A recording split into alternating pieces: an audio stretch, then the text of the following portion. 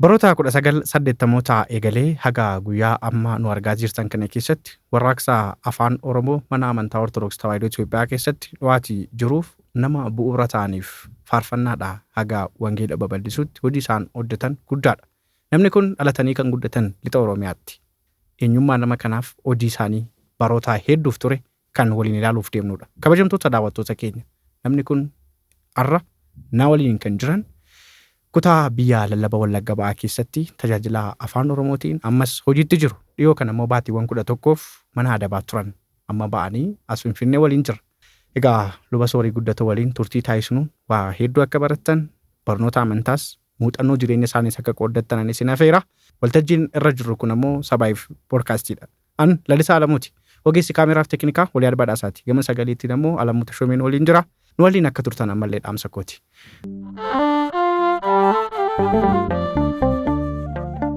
Aba baga nagaan dhuftaniin isiniin jedha deebi'uudhaan. Baga nagaan nu eddan. Mee jiruuf jireenyi maal fakkaata sosochiin? Jiruuf jireenyi baraadha. Gaariidha. Gaariidha. Tole egaa luba Soorii Guddatoo namoonni kan beekan faarfataa Soorii Guddatoo jedhamuudhaan xinnummaa keenyarraa beekna. Amma luba Soorii Guddatoo jenna. Warri kaan illee isin beeku. Lubi Soorii Guddatoo eenyu? Mee daawwattoota keenyaa wal baraa. Gaarii. Luba Soorii Guddatooni akka mana amantaa Tawaahidoo Ortodoksiitti yeroo jalqabaatiif afaan Oromeeffaatiin faarfannaa afaan Oromoo kaasettaan kan uummata biraan ga'uudhaaf yookaan immoo ittiin uummata tajaajiluudhaaf nama yeroo jalqabaa kanan ta'edha. Namoonnis faarfataa Soorii Guddatoo isa jedhu sanaan na beeku turani. Luba Soorii Guddatoo kan jedhu yeroo dhiyoo asittidha lubummaa kanan fudhadhe. Kanaaf namoonni baay'een faarfataa Soorii Guddatoodhaan na beeku. Tole galatooma. Egaa anis xinnummaadhaa kaasee sirnaan anis hin beeka. Hojii isin hojjetaatii turtan hedduusaa quban qaba. Keessattuu kutaa biyya lallabaa Wallagga Lixaa keessatti hojii gurguddaa hojjetaatii turtanii. Mee gara mana kiristaanaatti yeroo dhuftan haalli guddinaaf sansakkaa isin eeggamtanii mana kiristaanaatti dhuftan maal fakkaata? Dudduuba deebi'aa nu yaadachiisaa waggoottan soddommootan dura jechuudha. Baay'ee gaariidha.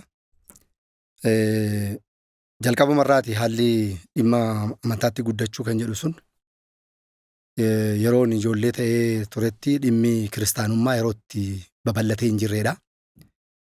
Namni illee mana kiristaanaa naqamu jechuudha. Namoonni ijoolleen bataskaana namni dhaqu hin jiru.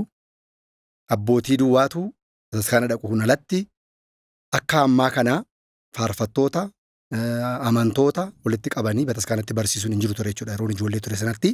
Haa ta'utii garuu yeroo sanaa wanti yaadadhu ijoollee taanee saawwatissina akka tasaa galgala yeroo rafnu abjuu wayyoo nu mudate bishaanii qodaatti qaruuraatti bishaan fudhannee sanbata guddaa yookaan immoo sanbata guddaa qofa dhadneetu cuuphanna jechuudha. Ximqatii xammaqanna abjuun suni wanti nutti mul'atu akka nurraa baduufi achirraa ka'e jechuudha kiristinnaan kan koo jechuudha. Yeroo bataskaana dhaqnu sanatti dhannee xammaqannaa jechuudha. Gaafa rakkoon akkasii nu mudatu. Haaluma sanaanii bataskaanni natti tolu keessa koo keessatti miirri addaa natti uumamu jalqabeedha. Achirraa jalqabe jechuudha kiristinnaan koo jechuudha. Tole keessumattuu baroota 1984, 85, 86 kana keessa gara tajaajilaatti hoggaasin dhuftan jedhama. Baroota sana afaan Oromoodhaan bataskaana keessatti waa dubbachuun, barsiisuun, faarfachuun badaan yaadamu. Walumaa gala hin jiruyyuu jechuu dandeenya. Isiniif afaan keessaniin faarfachuun mana kiristaanaa keessatti afaan Oromoodhaan sosochii garaagaraa gochuu isintu jalqabe. Maaltu isin kakaase? Akkuma namoota kaanii afaanuma sanaan itti fufuu, barachuu, barsiisuu maaf itti fufuu dhiistanii gara afaan Oromoodhaan dhuftan? Bara 81 magaalaa Naqamtee barnootaan gara magaalaa Naqamteen dhufe. Isa nan dhufu kallattiidhumaan bataskaana dhaqeetanii mana bartuu dilbataatti galmaa'ee barumsa eegale jechuudha. Barumsa bataskaanaa bara 81 eegale. Barumsan baradhu kana waggaa 2-3 82 83 sana booddee gara biyyaatti gaafan galu waanan baradhe faarfannaan baradhe sana wangeelan baradhe sana uummata achi jiru sana baadiyyaa jiru sana barsiisuudhaa fi dirqama afaan Oromiffaan barsiisuun qaba jechuudha. Uummata achi jiru sun waan tokkoyyuu afaan Amaariffaan beeku jechuudha. Uummati lafan itti dhadhee guddadhe baadiyyaa jiru sun afaan biraa hin danda'u afaan Oromiffaa duwwaa danda'a waan ta'eef dirqama maal gochuun qaba? Faarfannaa faarfatamu afaan Oromiffaatti jijjiiree lallabamu afaan Oromiffaadhaan godhee uummata sana barsiisuu waan hin qabuuf sanarraa ka'ee yaada afaan Oromiffaa kana tajaajila keessa kan nagalche kana yaada. Yeroo Naqamtee dhuftan barnoota kan addunyaatiin immoo kanuma amantaatiin 1981 gara Naqamtee kan dhuftan. Barumsuma biyya lafaatiin kutaa salgaffaa barachuun dhufe jechuudha. Iddoo obboleessi koo as magaalaa Naqamtee waan jiruuf isa biranii barnoota biyya lafaa barachuudhaaf dhufe. Barumsa biyya lafaa barachuu dhufe achumaan garuu fedhiin amantaa sun jaalalli bataskaana dhaquu sun mucummaarra nakeetti uumame sun waan nakee jiruuf gara bataskaanaan deeme jechuudha. Bataskaanaan deeme achi ijoolleen obboloonni achi kee jiran immoo mana bartuu dilbataatti akka hin galmaa'u kakaasanii obboleessa tokko wajjin Gizaachoo Taayee jedhama isaa wajjin hin galmoofne mana bartuu dilbataa keessatti barumsa amantaa jalqabne jechuudha. Baay'ee namatti tola. Mee isiniif ortodoksummaan maali? Ortodoksiin jireenya keenyadha jechuudha. Jireenya lubbuudha amantiidha jechuudha. Yookaan immoo jireenya bara baraa kan itti argannu. Maalummaa jireenya keenyaa kan keessatti barannu. Ofii keenya kan keessatti barru. Lubbuun keenyaa kan keessatti fayyina argattu jedhee yaada. Ortodoksiin anaaf jireenya fooniitis jireenya lubbuuttis kallattii jireenya kootii jedhee yaada. Tole. Egaa daandiin ortodoksiin irra jirtuu fi daandiin ortodoksiin kanaan dura irra turte wal bira qabdanii yoo ilaaltan haala amma jiruutiin sosochiiwwan garaagaraatu jira. Kan afaanii jira. Rakkoo amantii sabummaatu keessa jira. Ortodoksiin karaa lubbuu karaa jireenyaa erga taate rakkoowwan atakaroowwan ortodoksii keessatti mul'atan akkamittiin ilaaltu? Rakkoo baay'ee jira. Akka amantaa ortodoksiitti rakkoo baay'eetu jira. Qormaati kan keessaa jira. Kan bakkee jira. Kun immoo maalidha? Amantiin kun karaa dhugaadha. Karaa jireenyatti nama geessitu karaa dhugaa waan taateef karaan dhugaan immoo qormaata qaba. Karaan jireenyatti nama geessu rakkina sagalee waaqa irratti barreeffamee akka jiru karaan inni dhiphaanii jireenya bara baraatti nama geessaadha. Karaan dhiphaan tokko jira. Innis namoota yartuu keessa adeema. Dhumni isaa jireenya bara baraatidha. Raajii Ermiyaas boqonnaa 16 irratti. Karaa bal'aan immoo jira. Karaa bal'aan sun immoo bal'aa waan ta'eef namoota danuutu keessa deemadha. Dhumni isaa garuu du'a bara baraatidha. Kanaaf yeroo yaadutti amantaan tawaahidoo ortodoksii karaa jireenyaa bara baraatti nama geessitu waan taateef qormaati dhiphinni kan itti baay'atuuf kanaaf seexanni dhugaadhaan morma waan ta'eef fayyina namaan barbaadu waan ta'eef qormaata seexanaati. Qormaati jiru kun lola seexanaati. Inaaffaa seexanaati jedhee yaada jechuudha. Namoonni akka karaa kanarratti jiraatan hin fayyineef lola seexanii namarratti geggeessuudha jedhee yaada. Tole. Galatooma dudduubatti na isin deebisaa duuba soorii tokko jettanii faarfannaadhaan magaalaa Naqamtee kana keessa yookaan baadiyyaa Naqamtee kana keessa Wallagga Bahaa kanaan deemtanii tajaajilaa akka turtan nagaa odeeffadha. Yeroo sana faarfannaa ofii keessaniif barreessanii ofii keessaniif yeedalootti baastanii deemtanii hawaasa akka tajaajilaa turtantu dhaga'ama. Yeroo sana mee akkamitti faarfattu? Yeedaloo akkamittiin qopheessitu? Haalli faarfannaa yeroo sana maal fakkaata na yaadachiisa? Baay'ee gaarii. Egaa akkuma isin jedhe bara 81 kaasee magaalaa Naqamtee bataskaana qulqulleettii maaramii Naqamteettidha kananii bartuu dilbataa keessatti barumsa amantaa barachuu eegalee faarfannaa kanallee achumattiin jalqabee faarfannaa jalqaba sana kan hojjennu afaan Oromiffaatiin ofii keenyaaf yeedaloo fi walaloo qopheessinee utuu hin taane faarfannaa Amaariffaa duwwaa jira jechuudha yeroo sana. Faarfannaa Amaariffaa duwwaa faarfannaa isa duwwaatu jira. Faarfannaa Amaariffaa kana immoo gara Oromiffaatti jijjiiruudhaanii baay'ee biyya dhaladhe duwwaatti utuu hin taane 84 boodedhaa kaasee bataskaana baadiyyaa naannoo Naqamtee kana jala jiran aanolee Naqamtee jala jiran hundumaa deemeen barsiisan ture. Yeroo sanatti faarfannaa isuma Amaariffaa jiru sanan afaan Oromiffaatti jijjiireen dhaqee ittiin tajaajila ijoollee bartuu dilbataa saqeen shaakalsiisa jechuudha. Lallaba wangeelaallee Amaariffaadhaan barannaa isa Amaariffaan barannu sana Oromiffaatti jijjiireen barsiisa. Sababi isaas namoonni nuyi hidhannee tajaajilu sun namoota baadiyyaa tajaajiluun fedha baay'ee yeroo baay'ee jechuudha. Namoota baadiyyaa sana waan tajaajiluu feenuuf namoonni sun immoo afaan kana waan hin dandeenyeef Oromiffaatti jijjiirreeti kan ittiin tajaajillu waan ta'eef akkasittiin tajaajilli yeroo sana ture afaan Amaariffaadha. Lallabni Amaariffaadha. Faarfannaan Amaariffaadha. Yeroo sanatti hin jiru jechuudha. Garuun immoo jijjiirreeti isa Amaariffaa jiru sana jijjiirreettiin tajaajilla maree ofii haaraa yeroo sanatti hin hojjenne jechuudha yeroo sanatti. Tokko jettanii faarfannaa afaan Oromootiin kan mataa keessanii baasu yoom eegaltan? Egaa faarfannaa kanan tokko jedhee baasee bara 87dha faarfannaa kanan baase yeroo jalqabaatiif afaan Oromiffaatiin. Innan jalqaba baase kun garuu hojii mataa kootii yookaan immoo yeedaloo fi walaloonsaa kan koomitii Amaariffaarraan Oromiffaatti jijjiiree hojjedhe jechuudha. Garuu hojii mataa kootii immoo kanan haaraa godhee yeedaloo mataa kootii walaloo mataa kootii immoo kanan hojjedhe bara 97 waggaa baay'ee ture jechuudha. Lakkoofsa tokkoffaa koo baasee waggaa baay'ee booddeen kan mataa kootii immoo hojjedhee tajaajilarra oolche jechuudha afaan Oromiffaatiin. Tole yeroo sana afaan Amaariffaatirraa gara afaan Oromootti hiiktanii waggaa barsiistan sana chaalenjiiwwan hin turre maal yaadattu? Baay'ee gaariidha. Yeroon afaan Oromiffaatti jijjiiree yeroo jalqabaa fi fedhiin kaasettaan hojjechuu sun na keessatti gaafa uumamu magaalaa Naqamtee Bataskaana Maaramii keessatti namooti jiran jiru. Maabaraa Sibkata Wangeel jedhutu dhaabbatee ture. Baay'ee sochii guddaa kan godhu amantoota baay'ee kan qabee ture. Ani immoo achi keessatti faarfataan ture. Dhimma kana afaan Oromiffaatiin kaasettaan faarfannaa maxxansiisee uummata akka itti fayyadamu gochuun barbaada jedheen nama tokko haasofsiise jechuudha. Koree maabara sana geggeessu. Yeroo sanatti wanti naa deebi'e baay'ee wanta ulfaataadha jechuudha. Mudannoo guddaan na mudate jiratti. Afaan Oromiffaatiin faarfannaa baasuun siyaasa dhaanaan jedhe namni kun. Namni kun har'allee lubbuun jira maqaa namaa dhabuun barbaadu. Afaan Oromiffaatiin faarfannaan hin hojjetamu. Kanaaf hin danda'amu.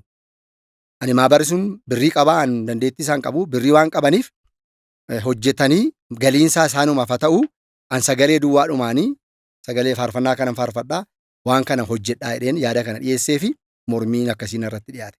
Afaan Oromiffaatiin faarfannaa hojjechuun siyaasa naan jedhe jechuudha. Kun dhugaa waaqayyooti jechuudha. Namni kun har'allee jira. Beekuu danda'a, dhiisuu danda'a. Ani garuu kanan irraanfadhu rakkoo kanatu na mudate jechuudha. Isa booddee obboleessa yookaan hiriyaa tokkoon qabaa. Hiriyaa kanaan naqee dhimma kanatti akkas naan jedhe abaluu. Ani immoo kana hojjechuun barbaada. Maallaa wayyaa gaafan jedhu obboleessi kuni yeroo sanatti kan akka Bataskaana amantaa Ortodoksiitti baay'ee tocho'aa turan maabara Qidusaaniin turaniiru. Isaaniin haasofsiifnee karaa isaanii akka hojjetamu goonaa naan jedhe obboleessi yaada naa laate. Sanas hin danda'amne gaafanii achiin gaafadhu isaanis faarfannicha nutti kenniiti nutumti hin baafna malee ati ofii keetii faarfachuu hin dandeessu waan jedhamu na mudate jechuudha. Achi booda akka carraa maaltu ta'a? Bataskaana Maaramii mana Naqamteetti gubaayee hafuuraatu qophaa'e. Gubaayee hafuuraa kana irratti Finfinneerraa faarfataa Ilmaa kan jedhamuu fi faarfattuu Faantuu Waldee kan jedhamtu Finfinneerra kan jirtu mana faarfannaa kan qabdu qomoodhaan illee saba biraa kan taate jechuudha. Isaan lamaaniin mari'achiifne jechuudha. Waan akkasiin qabaa. Faarfannaa keessananii afaan Oromiffaatti jijjiireen kaasettiin akka inni ba'uun barbaada. Uummanni baadiyyaarra jiru afaan Amaariffaan dhaga'u. Kanan fedhaa jedheen gaafadhe jechuudha. Nama na gargaaree ispoonsara ta'ee faarfannaa kana maxxansuun dhabee dheenaa soofsiise jechuudha. Yeroo kanatti na fudhatanii ba'anii jedhimee faarfannicha naan jedhan. Faarfannaa sanan jedhe faarfannaan sun akka carraa faarfannaa Yilmaa Haayiluu innaamnaalleen ba'aa bisa jedhu sana Oromiffaatti jijjiireen ture. Mee jedhe Oromiffaadhaan gaafan jedhuu fi baay'ee tokko gammade jechuudha. Baay'ee tokko miira keessa galee gammachuu guddaatu itti dhaga'ame. Isa booddee faantuudhaanii faantuun mana faarfannaa qabdi. Maxxanfamuu qaba faarfannaan kun jedhee faantuu sana toosise jechuudha. Haala kanaan faantuudhaa wajjiniin akka faarfannaan kun hojjetamu achuma teenyee walii galle faarfattuu Faantuu Waldee wajjin eega walii gallee booda kottu jettee deemte ji'a tokko booddeedha kanaan gara Finfinnee dhufe. Yeroo sana Finfinnee nanaaf jalqaba kootiin beeku. Finfinnee gaafan dhufu yeroo sana bilbilli teelee dhattee dawwalta bilbila malee bilbilli harkaan jiru bilbilli manaa kun bal'inaan hin jiru. Silkii ishee nuu laattee silkii ishee sanaa Hiriyyaan koo innan jalqabaa qabeessi la kaasaa ture Asfaw jedhama hiriyyaan koo kuni. Finfinnee baasii dhaqee naa qabee na geggeesseetu gaafa achi kaatu naa bilbileette isheen. Gaafa bilbilamu yeroo kaatu mannaariyaattiin si eegaa naan jette. Obboleessi kun na geggeessee baasii na qabsee na geggeesseetu eessa dhaqaa? Teelee dhaqa jechuudha naqamteeti. Dawwaluu dhaqa. Gaafa dhaqee dawwalu toorri bilbilaan jiru gaafa sana badee hin hojjetu. Akka carraa kan ishee jechuudha. Toorri bilbila isheetii suni hin hojjetu ture. An deemeera. Gurbaan isheen arganne. Biyyi nagaa dhaqee gaafa Finfinnee dhufu aduun dheera naannoo sa'aatii 11 wayittiin dhufe. Akka carraa ta'ee gabbinaan fuulduran ta'an ture lakkoofsa tokkoffaarran ta'an ture. Karaan yeroo dhufnu karaa Addisuu Mikaa'elirra karaa gararraadha kan inni nu gashee. Muddee 24 guyyaansaa. Bataskaana Mikaa'elii Addisuu Mikaa'elii keessatti namni sarkii tsalootii jira. Namni guutee zikirii sana zakkaru ilaalaan darbe jechuudha. Bataskaana Mikaa'elii bira nama ilaalaan darbe. Gaafa dhaqee mannaariyaa ga'u faantuun hin jirtu achi. Ani biyya hin beeku. Dhufee hin beeku. Aduun dheera. Inumaayyuu immoo oduun nuyi dhagaa guddanne waa'ee Finfinnee maalidhaa? Finfinnee dhattee sireen jira jettee nama gaafatte yookaan algaallee jettee nama gaafatte duuriyyeen namni barbaade si fudhatee jira jedhee si fuudhee deemeeti waan ati qabdu sirraa fudhattee qoyyaa sirraa baasee qullaa si buuseetu akkas si mudata jedhanii oduu akkasii dhageenya jechuudha. Amma na yaaddee bakka. Bilbila anis achuma keessaa nan bilbile. Hin dide bilbilishee. Waan an godhuun dhabe. Akka carraa ijoollee naqamtee dubartoota nama lama argeen isaanitti nime. Isaanis ba'anii wajjiniin bilbille. Hin dide. Isaan achumatti na dhiisan sokkan. Qofaa koo nafe. Aduun dheera. Amma falan qabu maayin gara bataskaana Mikaa'elitti deebi'uudha. Bataskaana Mikaa'elitti ol deebi'e. Gaafa naqu aadaan jiru maalidhaa? Sagantaan yeroo jalqabamu axiriin hin cufama. Barriin hin cufama. Inni ala jiru aluma dhaabataa inni keessaa gadi hin bahu. Cufaadhaan nan dhaabadhe aluma dhaabadhe numan kadhaadhaanii. Isa wangeela barsa samaan jedhananii isa yaadaan jiru maaliif na'eera sodaadheera. Dhiphadheera. Isa booddee sa'aatii gaafa sagantaan xumuramee hin banamee waliin galee dhaqee man jilbeenfadhee Waaqayyoon kadhadhe. Yaa Waaqayyoon jedheen. Nama kana keessaa nama tokko naa laadhu jedhe. Nama hamaatti nan laanne nama tokko naa laadhu jedheen kadhadheen yaa abbaa keenyaa jedhee gaafan ol jedhu mucaa dargaggeessi tokko na bira darbu gaafa dhufu oomaan jedhu Amaariffaa kana xinnoo shashaakaleera. Amaariffaadhaan yeroo sana gaa Oromiffaa sa'uun hin jiru. Waan akkasiin yaadamu. Biyya kanatti yaadamu.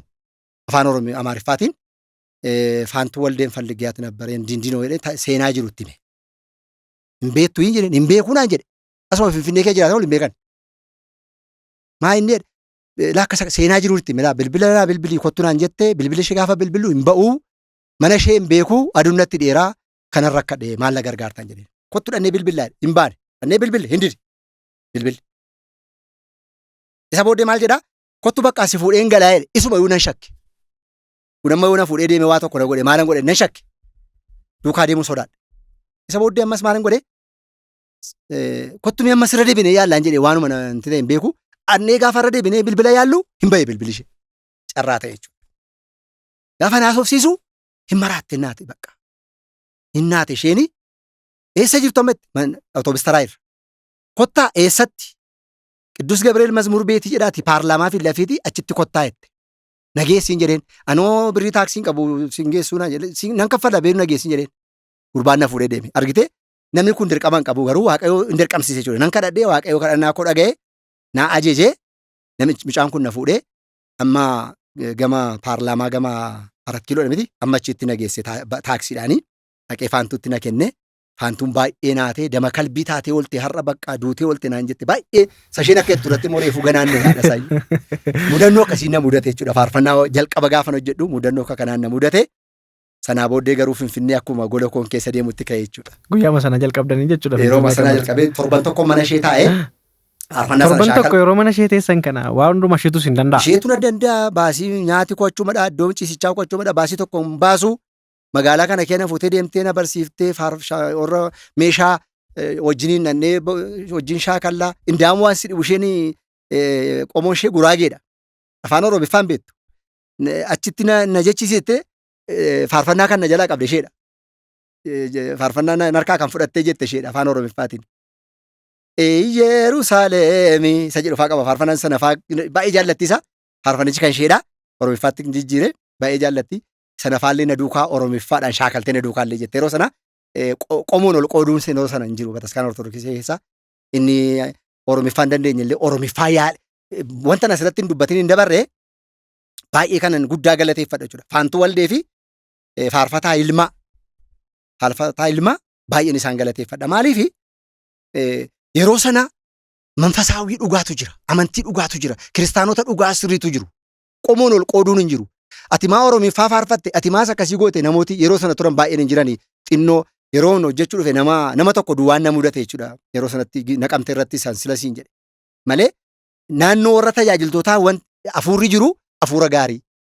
Baay'ee itti gammadanii hojjetamuu qaba jedhanii na duukaallee shaakalanii afaan Oromoo kana utuu hin danda'u hin beekin na duukaallee shaakalanii waan jarri sun godhan waan salphaa miti. Faarfannaa afaan Oromoo kanaaf jarri suni anaaf akka kootti bu'uura guddaadha. Galata guddaan isaaniif qaba. Birrii meeqan sii kaffalalee naan jette achirratti. Kan hojjettanirraa ofii isheetiin akkasiin birrii meeqan sii kaffalaa naan jette. Maaloodha birriin jedheen beeku akka faarfannaan birriitti gurguramu hin beeku. Maa inni birriin jedheen birriitu sii kaffalama yeroo faarfannaa hojjettu naan jette. Lakkii anoo barbaaduun jedheen hin ta'u birriin gadheedha wal nama lolchiisaa natti mi'eetta. Akka fakkeenyaatti faarfataa Taadiyoosiif Quxuraan Diinat hojjete birrii 1,000 kenneefi mari'adhaan natti maa'ette gurbaa hiriyaa koo sanaa wajjin jirra hin mari'anne achi gorree mari'anne isuma 1,000 sana naaf laattuun jedheen. Dhufneetti himne isheen bakka haa ta'u ittiin gammaddee beellama walii qabne isa booddee haala kanaan beellama kanaan gara Finfinneetti deemeen faarfannaa kana hojjedhe jechuudha. Isa duraan birrii kaffaltanii nama isiniif hojjettu dhabdan. Birrii isinii kaffalamee hojjettan jechuudha. Baay'ee namatti. Birrichi naan kaffalame waadaa naa galtee birrichi naan kaffalamne garuu maaltu ta'ee faarfannaan sun gaafa hojjetamee xumuramanii yeroo sana hojjetaa mootummaan ture waajjira albuudaa fi enerjiin hojjedhan ture asuma magaalaa Naqamteeti barumsa xumure. Boqonnaa torbee tokko fudhadhee dhaqee faarfannaa sana hojjedhee deebi'e. Isheen immoo faarfannaa sana natti ergite rabsi jettee deemee rabsuudhaaf ani hojii waajjiraan hojjedhaa naan mijanne magaalaa Naqamtee kana keessatti amma danda'ame nan gurgure isa kaaniin immoo gara lixaattiin erge mandiifaattiin erge gurgureetanii namni kaasetti sana fidee dhufe birrii isaa san gurgure isatti hin kenne jechuudha. Namichi kun birrii sana fudhatee bade isheedhaaf hin laanne. Waadaa birrii sana naa galtee birrii sanaan waan hin fayyadame qabu isheen illee baay'ee itti miidhamte jechuudha. Yeroo akkasii rakkoo baay'ee mudata namoonni baay'een kitaabas haa ta'u maxxansaalee garaagaraa nama biraan ga'u birriin fidan kun rakkoo baay'ee jiru. Tole egaa achi eegaltanii adeemsa baay'ee dhuftanii hojii mootummaas hojjetaa tajaajila mana kiristaanaan wal faana deemsaatii turtanii rakkoon isin amma kakaasaa turtan afaan Oromoon hojjechuun siyaasadha isiniin jedhamee waggaa isin deebifamu isin garuu itti cichitanii hojjettan. Mana kiristaanaa Ortodoksii Tawaahidoo Itoophiyaa keessatti afaan Oromoon tajaajiluun manni kiristaanatti akka waan kan saba tokko taateetti ilaaluun manneen kiristaanaa babbareeduuf mimmiidhagoon Oromiyaa keessatti waggaa ijaaraman akka kan saba tokkootti ilaaluun ni mul'ata. Rakkoon kanaa eessaa maddeettanii yaaddu? Gaarii rakkoon kanaa rakkoo mana amantaa miti. Rakkoon kun rakkoo namoota dhuunfaadha. Namoota dhuunfaa inumaayyuu waa'een amantii kanaa kan isaaniif sirriitti kan isaaniif hin galle. Maaliif akka amantii namni amantii amanatu amantiin maaliif akka barbaachisu warra isaaniif hin galletu mana amantii kanaa akka amantii saba tokkoo akka fakkaatutti hojjetan jechuudha. Amantiin kan saba tokko miti. Amantiin kan saba kamiyyuu miti. Kan dhala namaati. Dhalli namaa kamiyyuu amanee kan dhufee keessatti amanee keessatti waaqayyoo waaqeffatu hundumaaf amantiidha jechuudha hundumaaf nama kamiifiyyuu jechuudha. Bidiruunooyi keessaa uumama gosa garaa garaa ture. Amantaa jechuun bidiruunooyiidha. Bidiruunooyitti fakkeeffamti. Bidiruunooyi hiiftee dubaroo maalamittis fakkeeffamti bataskaanattis fakkeeffamti. Amantaa jechuun dhala namaa kamiiniyyuu sassaabdee mootummaa waaqayyoof kan qopheessituudha. Nama hin qooddu. Qomoodhaan hin qooddu. Afaaniin hin qooddu. Bifaan waan garaa qabeenyaadhaan hin qooddu. Namni kamiyyuu bataskaana keessatti wal qixxeedha akka seera amantiitti. Namoonni isaanii hin galle yookaan immoo faayidaa dhuunfaa isaaniitiif kan jiraatan faayidaa dhuunfaa isaanii duwwaadhaaf kan bataskaana kee jiraatan akka waanii afaanni tokkichi amantaadhaaf kennametti yaadanii afaan tokkicha duwwaadhaan tajaajilli bataskaanaa akka godhamu gochuudhaan sabni kan biraan akka amantii kana keessa hin jiraanne taasisuudhaan gochi godhamu, hojiin hojjetamu dhuguma wanta dubbatamu sana mirkaneessa jechuudha. Waan dubbatamu sana mirkaneessa. Amma isheen amantii qomoo tokko, amantii saba tokko amma fakkaattutti mirkaneessa jechuudha gochi bataskaana keessatti godhamu, hojiin hojjetamu. Tajaajilli bataskaana keessatti godhamu afaan tokkoon geggeeffama. Afaan tokko qofaan geggeeffama. Kun immoo sirrii miti.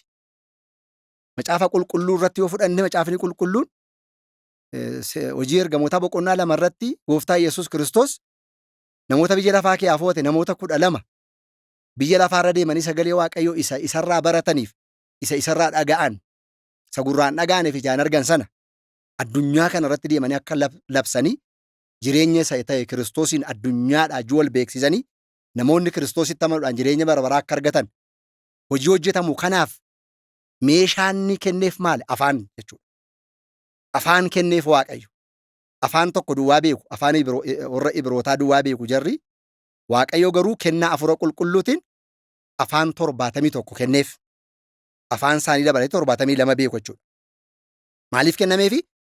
Biyya dhaqanitti afaan saba itti dhaqanii sana dubbatanii, ittiin lallabanii, ittiin tajaajilanii, namoota sana gara amantiitti fidanii, gara Kiristoosiin amanutti fidanii, namoonni Kiristoosiin amanu jireenya bara baraa akka argatan gochuudhaafi Waaqayyo kaayyoo kanaaniti duuka bu'oota isaa afaan baay'ee isaaniif kenne jechuudha. Bataskaanni immoo dirqama kana qabdi. Seerri bataskaana keenyaallee kana deeggera. An akkasittiin ilaala jechuudha. Bataskaanni afaanii nama qooddu, bataskaanni qomoodhaan nama qooddu, bataskaanni kan nama hundumaati jechuudha. Galatoomaa. Egaa waan baay'ee kaasna yeroo dheeraa wajjiniin qabaanna waan ta'eef daawwattoonni keenya nuufii malee akka nu hordoftanan isin gaafadha.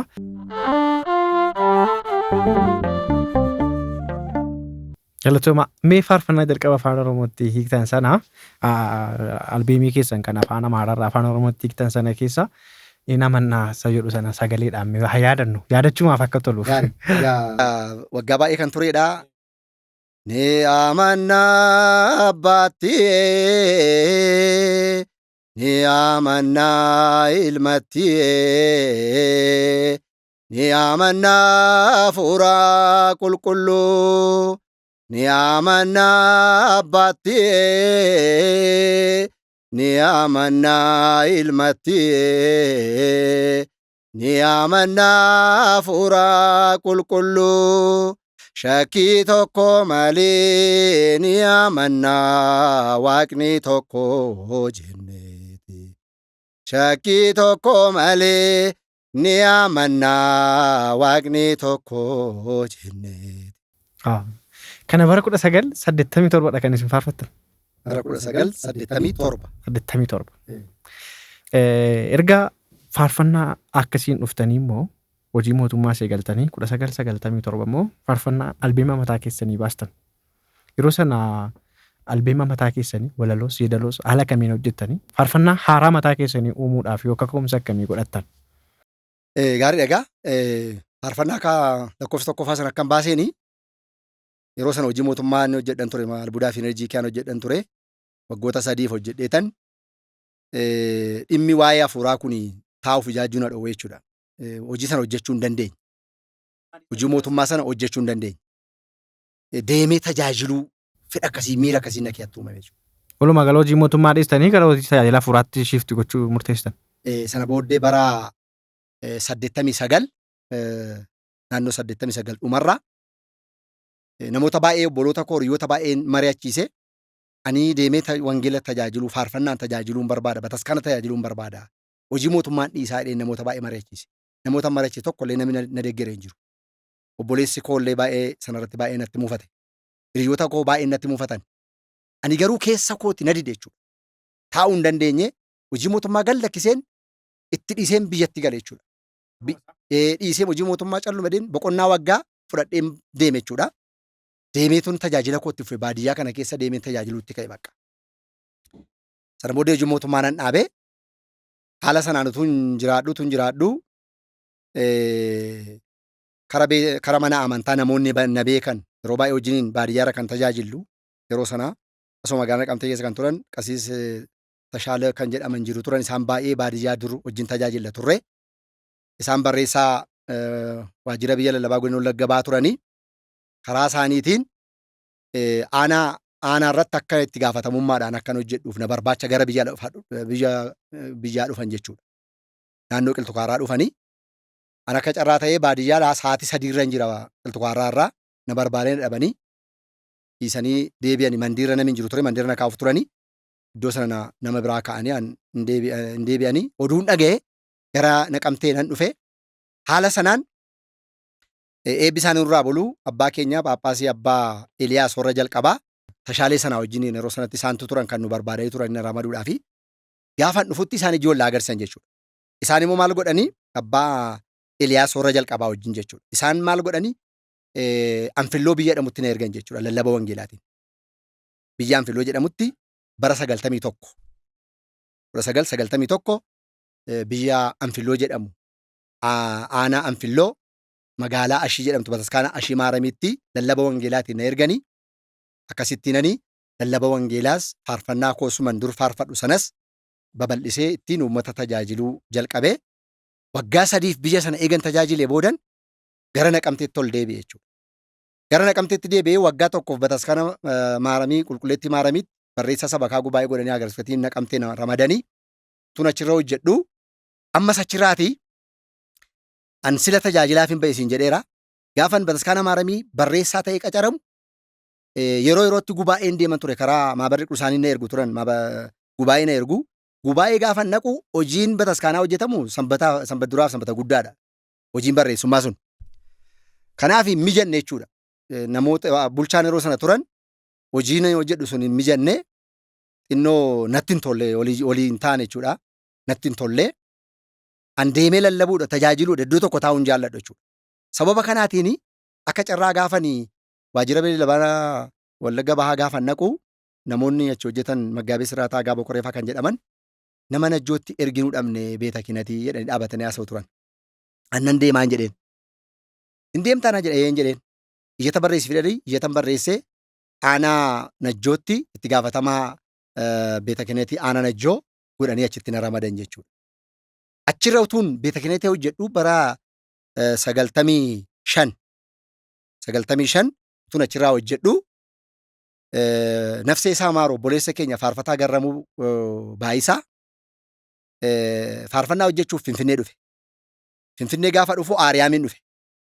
Aariyaamiin dhaqee faarfannaa naa hojjedhaa jedhee gaafa inni isaan gaafatu lakkii siif hin hojjennu mucaa soorii guddatoo jedhamu faarfataa soorii guddatoo jedhamu tokko jira isa barbaannee dhabne isaaf hojjennaa barbaadi isatti miidhaniitu faarfataa Garramuutti himan jechuudha. Faarfataa Garramuun najjootti dhufe faarfannaa dhaqee naa hojjedhaa nanna didanii siin si barbaadu abboo bilbiliif si barbaadu jedhe akkuma aariitti natti hime jechuudha faarfataa Garramuuni. Nan bilbila isaa hin haalatee nan bilbilee fi amma dafii kottu naan jedhani. Gaashee Gullilaatti jedhamu abbaan mana faarfannaa Aariyaam Gaashee Gullilaatti jedhamu. Faarfannaa qabda miti faarfannaa baay'ee akka ta'e hojjetattee qabdu nan amana amma dafii kottu faarfannaa hojjedhu naan jedhan. Waan si ajaa'iban yeroo sana faarfannaa tokko jedheen qabu. Faarfannaa hojjechuu maal sanii gara Anfillootti san deeme sana waa'een faarfannaa hojjechuu maal na keessaa badeen wangeeluma lallabuutti fuuleeffadhee isuman dur jiruu fi isa kan namoonni faarfatan isuma faarfadhee nama tajaajiluutti fuuleeffadhe malee faarfannaa hojjedhee kaasettiin baasu sana miirri sun na keessatti du'e jechuudha. Haalli jiru waamilee hin jiru dandeettiin ittiin dhaqee hojjedhu waan hin qabaanneef namni na jajjabeessu waan hin jirreef faarfannaa hojjechuun sun baay'ee nan tinii jenne jechuudha. Sana booddee Aariyaamiin na waame ammuma kanan eeguma isaan naa bilbilanii faarfannaa hojjechuutti ka'e achuma gattaa'e. Amma kana torbee tokko ji'a tokko gidduutti faarfannaa walaloo hojjedhee hidalootti hojjedhee shaakaleen dhufee faarfannaa sana hojjedhee jechuudha lakkoofsa. Faarfannoonni achi keessa jiran yeroo sana yaadattu amma teessanii? Na yaadadha. Faarfannaan yeroo sana ture bara dargaggummaa keenya kan jedhu.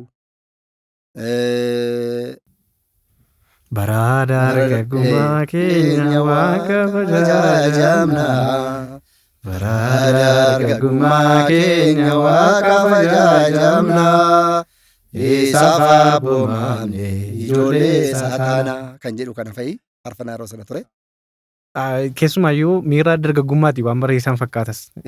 Dargaggummaa keessan keessatti hojii mootummaa haa ta'u hawaasa tajaajiluurra mana kiristaanaa tajaajiluu wayyattanii waan dargaggummaa keessan as tuuttattaniif Gara sana ajajama sana waan dabarsitan fakkaata. Dargaggootaaf qofaa ergaa miti. akkamii qabattanii immoo yaaddu?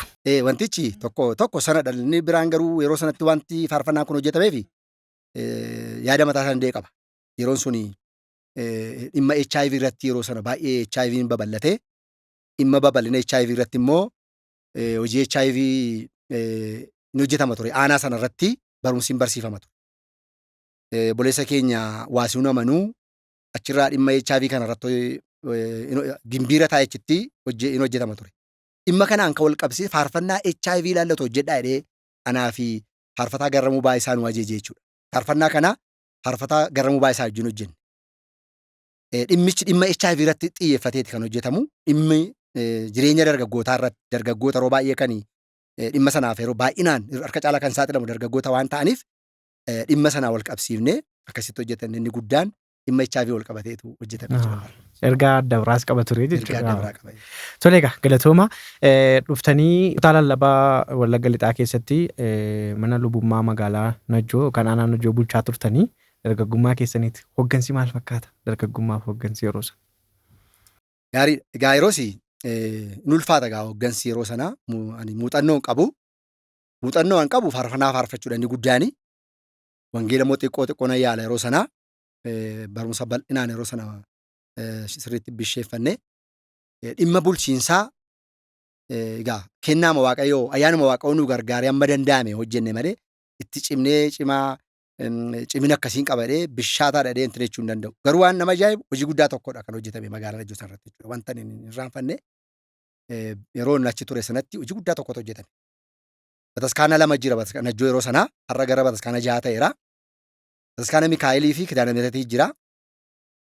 Koree gamanaa walitti ximmir komitee inni finnee dhaabne gubaa'ee guddaa tokko qopheessine. Yeroo sanatti akkuma kana obboleessi keenya waasiin amanullee jira. Inni illee nu gargaaraa ture. Koree kana fillee gubaa'ee guddaa qopheessine gubaa'ee guddaa kana irratti ajaa'iba gurguddaa tokkotu ta'e jechuudha. Waan nama ajaa'ibu bara 95 Gimboot 9dha gubaa'een sun kan qophaa'e. Bara sana bokkaan roobuu didee hongeen dheerate bokkaan amma sanatti hin roobne ture. Hongee guddaa ture. Jimaata gubaa'een gaafa jalqabu kadhannaa guddaa godhame waa'ee bokkaa kana jechuudha. Sanbata duraa hin kadhatame. Sanbata duraa galgala keessummoota nuyi affeeranne gimbiirraa dhufanii kadhannaan dhimma bokkaaf akka kadhatamu godhame bokkaan guyyaa sana gubaa'ee sana irratti roobee bishaanni alaltuu guutee bakkee ba'ee uummanni baay'ee gammachuu guddaa yaadannoo mudannoo guddaa tokkotu ture jechuudha. Sanarraan kan ka'e namoonni bataskaanii dabirii lachuu sun achii kaasee tokkummaan jaalalli walitti dhufeenyi uumame waliin ta'anii har'a bataskaana achi gatti babal'isanii bataskaana 6tti illee geessanii jiru. Kanaaf beekumsa dandeettii ittiin bulchiifnu qabaanneetu hin taane ayyaanni nuti Waaqayyoo nu gargaare hojii waan ani hin irraanfanne hojii bareedaan hojjedhee waan yaadu waan akkasii hojjetamee ture kanan yaadadha. Galatooma yeroo gaarii wajjin dabarsaatii jirra. Daawwattoonni keenya waa hedduu barataa yaadannoo faarfannaa fi akkasuma muuxannoo jireenya isaanii irraa qooddataa jirtu jedheetiin abdadha. Keessumaa namoonni durii lafeen isaanii jajjabaadha. Yaada isaanii dheeraadha. Durarra ta'anii har'a yaadanii har'a immoo kunoo haala kanaan wajjiniin teenya akkaasuuf nuufillee afaan Oromoodhaan namoota karaa saaqanidha.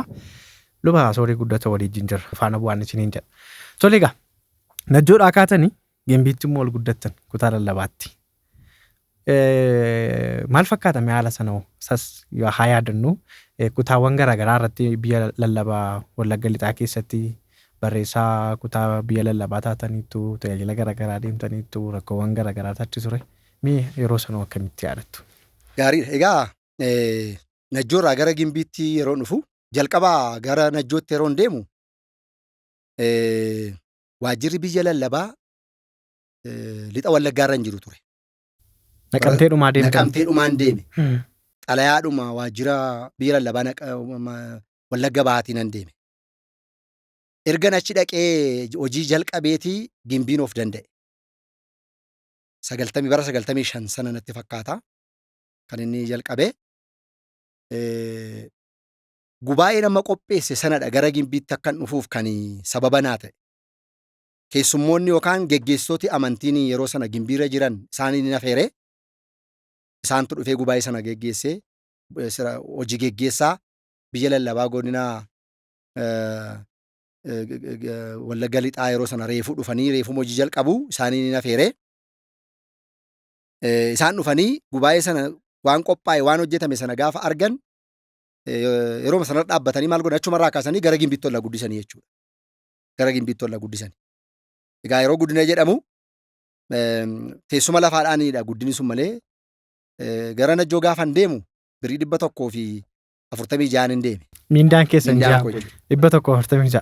Innumtuu 46 bajeta dhaabbataa qaba aanaan Najjoo. Bajeta dhaabbataadhuma iddoo sanarraan tochoonee qaba ture. Isheen kanadha. 100 immoo baadiyyaa keessa Najjoorraa deemsaatii 2 mucucoo Uraayilii ji'aan dhaqee akka wangeela lallabee 100 achirraa akkanaa kaffalamuudha naa barraa'e. Gaafan jara xalaa geeffadhu lakkiinu isiin kaffallu akkuma dabiriin warra biraatii fi 100 sheer ta'ee waan nu ga'u siilaanna malee qofaa keenyatti waan kana siilaannuuf hin qabnu dhaneennan itti dhiisee dhumanii 46 egaa 46 hin jiraatamu. Mana biyyatti dhiyoo waan ta'eef maannoo manaarraa waan tokko fayyadamuudhaanani hojjedhe jechuudha. Gimbiitti gaafan guddadhus 74 hin guddadhe. 174 347tti mindaa dippiloomaatu jira. Isa iddoo lamatti qoodanii walakkaa sa'anaaf walakkaa takilee tsigeedhaaf godhanii ittiin achitti ol guddannee akkasittiin gaafan gara biyya lallabaa godina Wallagga lixaatti gaafan ol guddadhu kutaa qabeenyaatti ramadame jechuudha. Lallabaa wangeelaa tazaawarii sabaakii wangeel kan jedhamu naannaanii lallabu sanaaniin qacarame achirraa immoo gara kutaa qabeenyaatti hin guddadhe gara kutaa qabeenyaarraa immoo gara abbaa herregaattis guddadhe haala kanaan deemsa keessa hanga barreessaa olaanaatti hojjechaa ture jechuudha. Amma gara Naqamteetti dhufutti barreessaa biyya lallabaa godina sanaa ta'e amma sanatti hojjechaa ture jechuudha. Galatooma warraaqsi yeroo sana afaan Oromoo dagaagsuu guddisuu keessatti gama faarfannaatiin gama lallabaatiin lixa Oromiyaa keessa ture seera qulqulleessaa irraa jalqabee aga faarfannaatti faarfannaadhaan gara lallabaatti ture har'a teessanii gaafa yaadattan bu'uura teerrattanii yaaddu waan yeroo ishee eegaltan. Sirriitti wanti yeroo sana hojjetame waan har'a jiru kanaaf bu'uura guddaadha. Gaafa sanatu hojiin kun hin hojjetamne ta'e namoonni waan akkasii hojjetan baay'ee ana bichaa miti dhimma kanarratti kan hojjetu yeroo sanayyuu an abbaa carraa ta'eenii kaasettiidhaan afaan Oromoo waan an hojjedheefitii maqaan koo dhaame malee namoota baay'eetu jiru dhimma kanarratti hojii gurguddaa kan hojjetan. Namoota gurguddaa akka lixa Wallaggaatti yeroo sana lixi Wallaggaa Dambidooloo siin qabata. Warra akka Qees Olaanaa faa warra akka Daani'el Kabaa faa yeroo jalqabaaf qiddaasii afaan Oromoo nama jijjiireedha. Qees Olaanaa faa kanaaf wajjin ta'anii Abiyoot Mulaata nama mucaa jedhamu faa wajjin ta'anii namoota baay'ee jiru. Qees Badhaasaan faa namoota baay'eetu jiru. Gara Dambidooloo dhattee Abbaa Gammachuu kan jedhaman faa jiru. Nama waan tokko takkaa barumsa hin baranne garuu wangeela akkasumattiin kan dubbisan kennaa waaqayyoo guddaa nama qaban. Kennaa guddaa nama qaban namoota amantaa hin qabne gara amantaatti wangeela lallabuudhaan nama baay'ee kan gara jireenyaatti kan fidan Abbaa Gammachuu kan jedhan nama irraanfatamuu hin qabne akka mana amantaa keenyaatti har'a garuu namni isaan beeku hin jiru. Tajaajila afaan Oromootiif warri bu'uura ta'an warra sanadha. Ani abbaa carraa ta'een kaasettii kana na beeksise malee jarri waan ittiin bakkeetti ba'anii beekaman dhabanii awwaalamanii hanga har'aatti namni isaan beeku hin jiru. Namni isaan beeku hin jiru. Malee ana bichaa miti. Na dursanii kan jiran jiru. Hojii gurguddaa kan hojjetan. Haa ta'uti hojiin kun garuu waan har'a jiru kanaafi bu'uura isa salphaa miti jechuudha. Bu'uura guddaa konkiriitii guddaadha bakka. Tu wanti sun hin hojjetamne ta'e namni nama ilaalee waa hojjeta. An jara sanarraan ka'een isaan irraa baradheeni warra akka Qees Olaanaa faatu nu tajaajilaa ture. Isaan irraa argineeti kan nuyi gara sanatti dhufne. Naaffaan sun kan nu kee bule. Galatoomaa egaa faarfannaa faarfachuu gara lallabaatti amma immoo gara hooggansaatti hojiiwwan garaagaraa warraaqsa afaan Oromoodhaan bataskana keessatti dhoosuu jalqabdaniitu. Keessumaa waltajjii tokko irra dhaabbatanii lallabuu caalaa kaasittiidhaan faarfannaa hojjetanii addunyaarra akka inni walii gadi deemu akka afaan Oromoodhaan kaasittiin hojjetamu gochuun hojii guddaadha. Keessumaa sirna qulqulleessaa irratti waan hojjetamaatii ture waa hedduudha. Najjoo jettanii immoo na yaadachiistanii bataskaana mucucoo Uraayilii sana keessatti barsiisota gurguddoo akka Nabiyyuu Tasgaraafaa boqotan jedhan yeroo dhagahu namoota gurguddootu tuttursanii har'a dhaloonni kun karaa isin baastan karaa faarfannaanis haa ta'u karaa lallabaanis haa ta'u hojii gurguddaatu jira. Har'a gaafa ilaaltan karaa keessanii sana maaltu isinitti dhaga'ama yeroo afaan Oromoo bataskaana keessatti akkas dagaagee argitan? Gaariidha. Ibsuu hin danda'u. Baay'ee gammachuu guddaan natti dhaga'ama. Har'a taa'ee gaafa ilaalu yeroosii nuti faarfannaa sana faarfachuufuu nama moodela nu ta'u hin qabnu ture yeroo sana. Moodelii keenya Oromoo afaan Amaariffaa faarfatanidha. Warra afaan Amaariffaan tajaajilanidha. Akka faarfannaatti. Akka lallabaatti akka barsiisutti namootan silasii kaayesee fi isaanii ol baay'eetu jiru warra maqaa isaanii dhabu. Garuu akka faarfannaatti nami moodela nu ta'ee fakkeenya nu ta'ee ittiin deemne hin qabnu warra Amaariffaa sanarraa kaane. Kanaafi har'a garuu ijoollee baay'een nu booddeedhaa dhufanii. Ijoollee baay'een keessumaa akka lixa Wallaggaatti lallabaa Wangeelaas faarfataan afaan Oromoos akka Oromiyaatti iddoo guddaa qaba jechuudha. Kun maalidha? Tochiin warraaqsi afaan Oromoo afaan uummatichaatiin uummata tajaajiluu sun godhame sun waan guddaa hojjete bu'aa guddaa buusee sadarkaa guddaarra ga'ee jira jechuudha. Sadarkaa guddaarra sitti meera sila. Faarfannaa afaan Oromoon faarfachuun siyaasaa jedhamee amma dubbatamutti ga'ame. Siyaasa. Har'a garuu afaan Oromiffaatiin faarfannaa faarfachuun siyaasa miti. Baay'ee jiru garuu akka itti irra kan yaadan. Sababa afaan Oromiffaa jettuuf siyaasa bataskaanatti galchan kan jedhan jiru. Afaaniin tajaajiluun siyaasa miti. Oromiffaan yeroo dubbatamu siyaasa taanaan inni kan biraan immoo maaf siyaasa hin taane. Kunuu siyaasa mataan isaayyuu. Akkasuma jechuun siyaasa. Afaan akkasii yoo jette siyaasa jettee dubbachuun kee siyaasadha. Afaan isaatiin akka inni sagalee Waaqayyoo dhaga'ee fayyu gochuun siyaasa miti. Kanaafi hojiin dura hojjetame sun bu'uurii jalqaba kaa'ame sun irraa ka'ee dhaloonni har'a irratti ijaaramee namoota dandeettii gurguddaa qaban kan nu caalantu ba'an jechuudha nu booddee. Ijoollee baay'een isaan jechuutu jiru faarfannaadhaan har'a. Warra akka firaa ulfaa fudhattee har'a dandeettii guddaa qabu faarfannaadhaan baay'ee. Namoonni ijoollee baay'een warra akka hiikaafaa ijoollee baay'een warra akka Garramuu Baayisaa Nafseesaa Maaru baay'ee kennaa guddaa nama qabu. Faarfannaan isaa faarfatamee kan hin quufamne baay'ee namatti kan tolu. Gammachiis Bultiifaa Abiyoot Mulaatfaa har'a toora tajaajilaa keessaa yoo hin jiraanne iyyuu jalqaba turan jechuudha jarri sun. Kanaaf ijoollee baay'eetu oomishame. Har'as ijoollee baay'ee dhalachaa jira. Har'a teenyee ijoollee kana gaafa laallu natti maaltu natti dhaga'ama? Abbummaa wayii natti dhaga'ama. Ijoollee koo ta'ee yaada jechuudha. Ijoollee hafuuraa koo yookaan immoo yooni teessee waa gorsuudhaa baadhe illee ka'umsi isaan godhatanii warra nurraa fudhatan sana ka'umsa godhatan ijoollee keenyadha jechuu dandeenya. Kanaaf gammachuu guddaan natti dhaga'ama. Tole galatooma waan baay'ee dhakaasaa kan jirru daawwattoonni keenya waa hedduu bataa jiru jedheen abdadhaa. Yeroo waliin qabaataa jirrutti baay'een gammadaadhaan illee egaa amma hojii gara faarfannaa keessanitti isin deebisuudhaaf yaada. Mee luba soorii guddatoodhaaf faarfannaa jechuun maal jechuudha? Hiika akkamii yoo qabu? Akkamitti hubattu? Isinii faarfannaan maali? Gaarii. Faarfannaan egaa humna hafuura Waaqayyoo wajjin walitti nama quunnamsiisuu qaba faarfannaan. Gaafa faarfattu miira hafuuraa keessa galta. Hafuura Waaqayyoo wajjin hafuurri kee wal quunnamee lapheen kee gammachuu argata. Sammuun kee boqonnaa argata.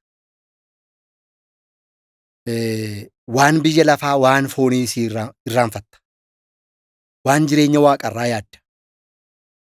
Si boqochiisa, si gammachiisa. Cubbuu gidiraa biyya lafaa si irraanfachiisa. Faarfannaan anaaf jireenya baqa. Faarfannaan jireenya hafuuraati. Ibsuu hin danda'u jecha guddaa ittiin ibsuu hin qabu. Faarfannaan anaa fi jireenya baqa. Galatooma. Faarfannaa keessaniin nama baay'eetu gara amantaa kanatti akka jabaatu ta'e faarfannaa keessaniin nama baay'eetu faarfannaa hojjechuu shaakalee waltajjii irrattis haa ta'u kaasittiidhaanis haa ta'u isinii faarfannaa gidduu hariiroo jiru ilaalee nama baay'eetu jajjabaate. Ani iyyuu xinnummaa kootii kaasee akkan faarfannaa yaalu humni faarfannaa maal akka ta'u nama taatan keessaa nama tokkodha. Egaa faarfannaa gaafa jennu humna ammasii erga qabaate yeroo barreeffamu akkamittiin barreessinaa? Yeroo yeedaloo baasnu akkamittiin baasnaa? Seerri mana kiristaanaaf humni faarfannaa hariiroo akkamii waliin qabu akka mana kiristaanaa Ortodoksii Tawaahidoo Itoophiyaatti? Bareedaadha. Egaa faarfannaa yeroo hojjennu faarfannaa yeroo hojjettu qofaa kee ta'uu qabda.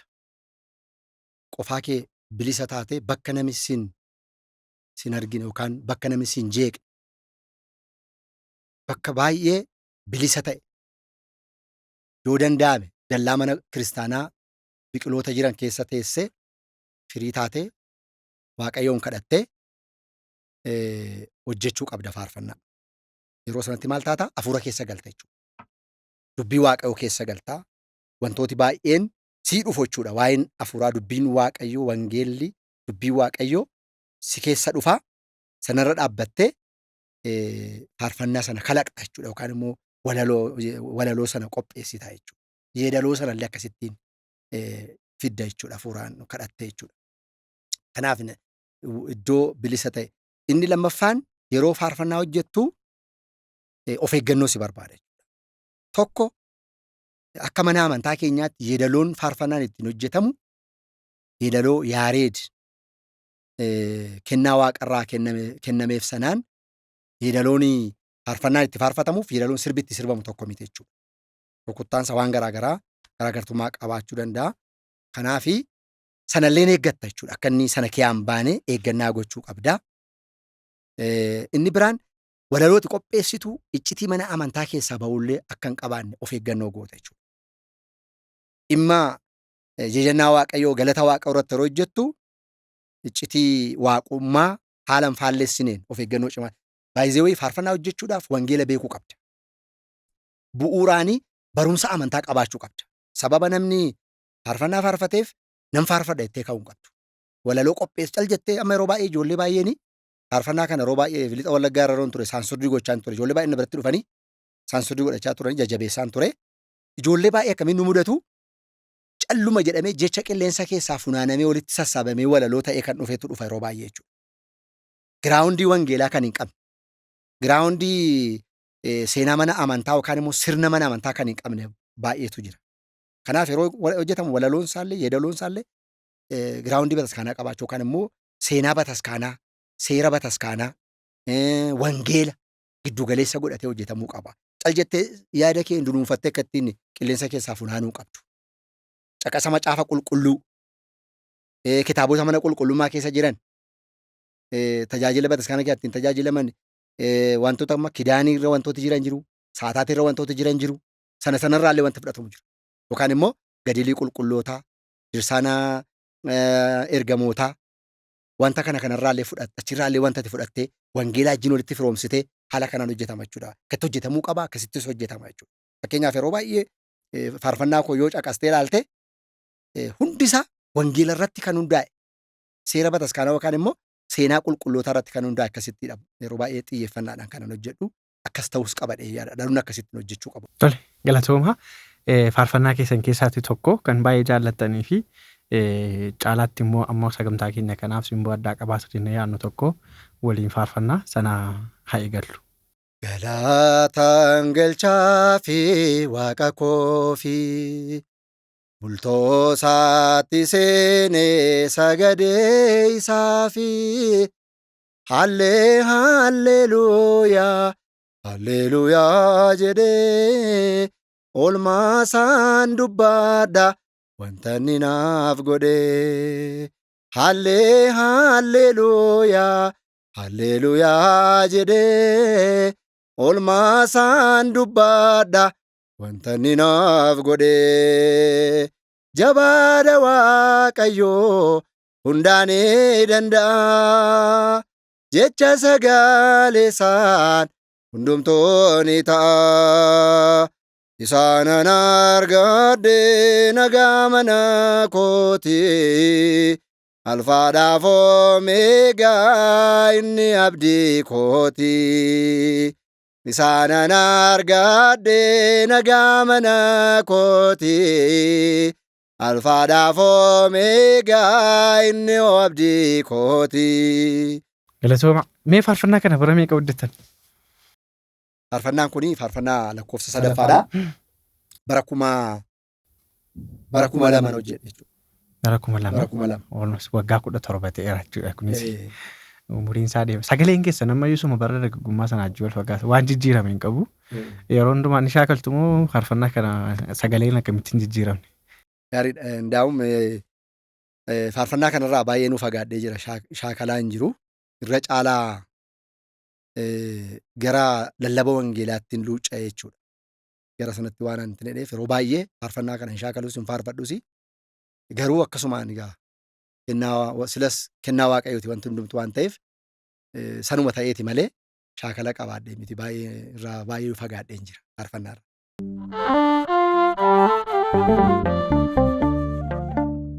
Tole galatooma. As gara dhimmoota as dhiyoo kana dhaga'amanitti anis hin furadha. Yeroon keenyas deemaa waan jiruu fi daawwattoonni keenyas akka hin nuufinee fi baroota 2014-15-16 darban kana keessa warraaqsi isin duraan eegaltan mana amantaa Ortodoksii Tawaahidoo Itoophiyaa keessatti dho'ee ture. Mana lubummaa Oromiyaa, Sinidoosii Oromiyaa, tajaajila afaan Oromoo maal jedhutu deemaa ture. San keessatti karaa warra baasan isin gama faarfannaatiin dhoostanii luba olaanaan fa'aa keessa badhaasaan fa'aa immoo gara sagaleetiin yookaan immoo mana sirna qulqulleessaatiin dhoosanii lallabaan immoo namoota hedduudha.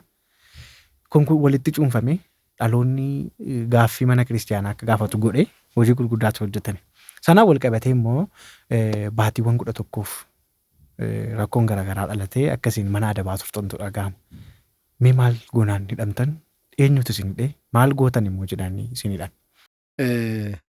Egaa akkuma ati kaaste baatii 11dhaaf mana sirreessaadha kanan ture. Kana qofaa miti akkasuma namoonni illee na wajjin gara nama 8 turanii.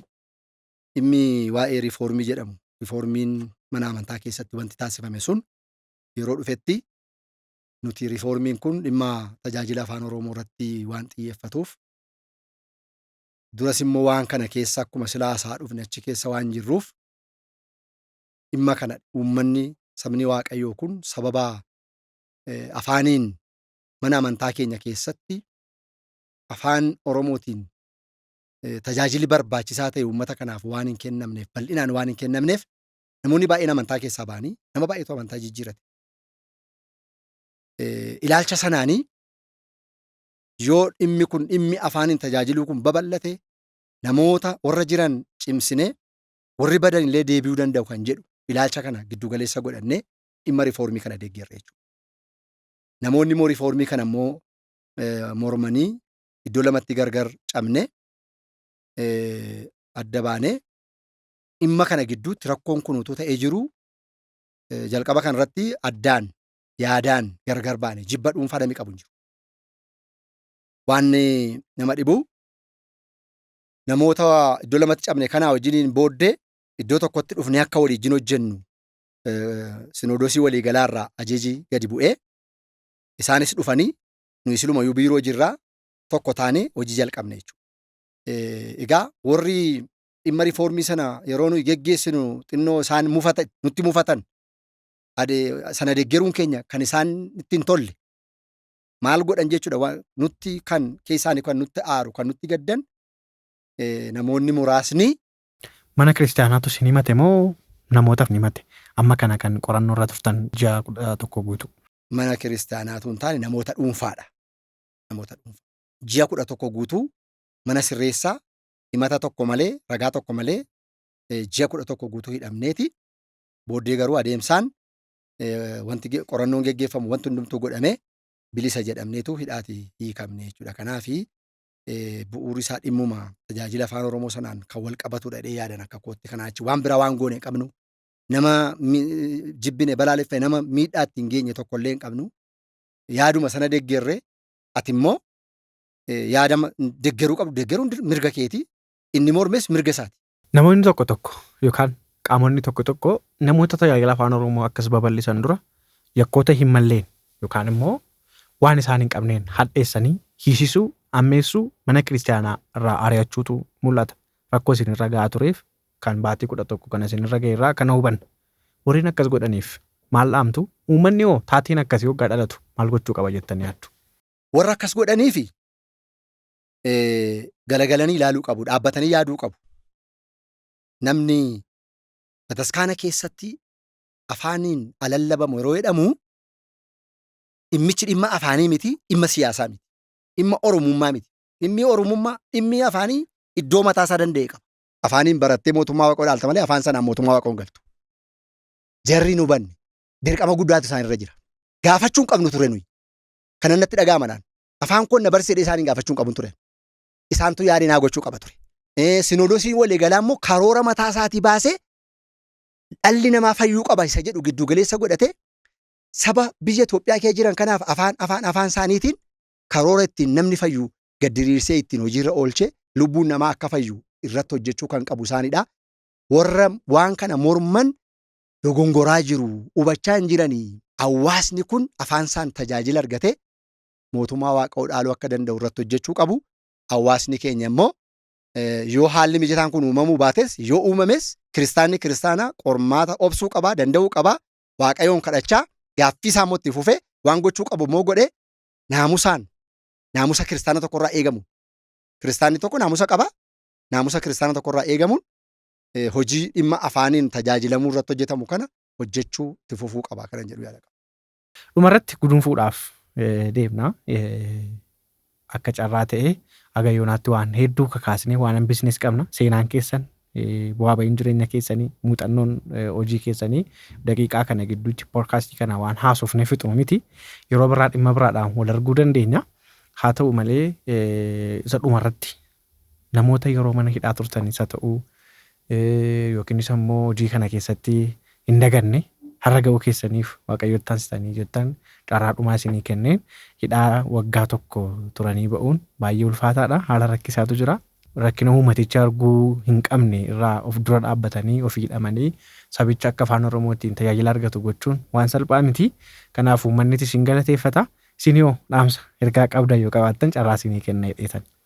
Namoota mana hidhaa keessa yeroon turetti jechuudha. Gaachi keessa wanti ture baay'ee ulfaataadha. Mana hidhaa jechuun iddoo itti barumsa guddaa baradheedha. Barumsa guddaan baradhe akka jireenya fooniittis akka jireenya hafuuraatti immoo gadaamii galeen ba'e jechuudha. Wanta yeroon bakkee jiruun gooneen achi keessatti godhee amantaatti baay'ee kadhannaatti ijoollee achi keessa jiran barsiisuutti amma waaqayyo na gargaare na dandeessisee waan guddaadha. Muuxannoo guddaan fudhadhee ba'ee achirratti immoo inni biraa baradhe maali? Namni nama adda baafte jechuudha. Namoonni baay'een hiriyoota baay'ee waaqa gaditti namni hiriyaa qaba, nama abdatu qaba. Namallee abdanee dhabne nama baay'eetu jira jechuudha. Namoota baay'eetu nurraa baqatanii innis yeroo baay'ee yeroo dubbatamu haxxanii akka hin dubbifne kan jedhamu bakkeedhaa dhiibbaa guddaa ture jechuudha. Namoonni dhimma kanarratti hojjetan amma nurraa dhoowwanitti warri kaan immoo sodaatanii dhuma baqa hiriyoonni keenya baqa sodaadhumaan nu baqatanii waan akkasii jira. Namoonni immoo cabsanii dhufanii dubbisanii nu gaggaafatanii deddeebi'anii kan nu jajjabeessan baay'een immoo jiru. Kanaaf warra nu dubbises warra nu dubbifnes maqaa waaqayyootiin haa galatoomaniin jedha. Gabaabaatti kana fakkaata wanti wana hidhaa kee jiru.